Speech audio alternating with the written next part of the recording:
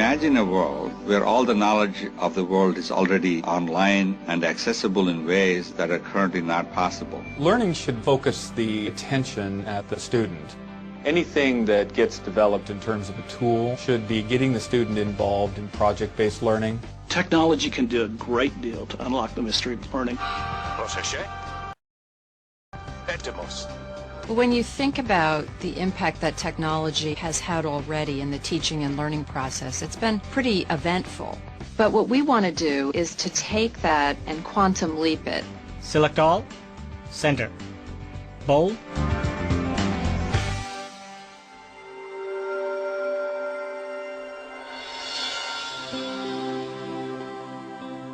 A businessman, a teacher, and an engineer are collaborating remotely on a video report documenting the influence of technology on learning. They reflect on their own history and uncover predictions from the past. They discover men and women whose visions inspired advances that propelled learning to a lifelong experience, and the potential for those visions to carry on. I've got the vids you sent. I'll add them to what I've got. Let's get back with each other in half hour to go over the timeline. That'll work for me. Me too. In the last 20 years, we've been very good at creating computing technology that can manage documentation. We can cut and paste in very creative ways. But now we can build scenarios where we can get children to think critically about managing complex systems.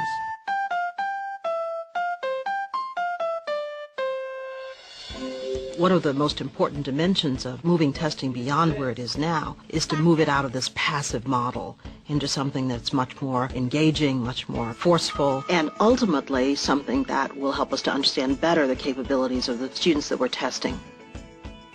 I think at this moment in time, for the very first time, we have the opportunity to give students technology that they can feel is more or less their own. The combination of cost, form factor, and improved human interface technologies puts us at a moment in time in addressing the student that we've never had before. Vid of John Seeley Brown a couple of months ago, around June 25th.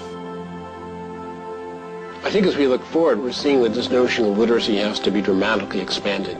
There are three forms of literacy that all come together. Screen literacy, having to do with cinematic language, then couple that with the notion of interactivity. A third kind of screen literacy is how do you navigate on the screen through the infinite sea of information? How do you sense of where to go? How do you feel comfortable in terms of finding your way through this very complex informational space? I've got a couple vids to add. I'll put them in now rather than sending them to you. Great.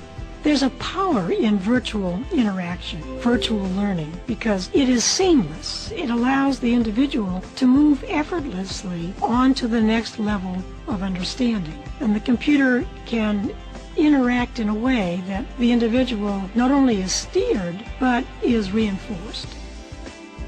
So if we can increase enjoyment in learning and have people want to do it for its own sake, then you start a positive feedback cycle where enjoyment in learning begets the desire to do additional learning, and that builds on itself.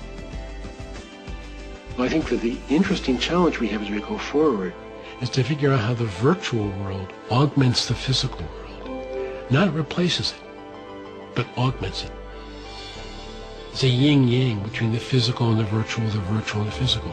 If we can understand that yin-yang relationship, I think we'll understand how to build incredibly powerful learning environments in the future. Talent is the key and education is the foundation.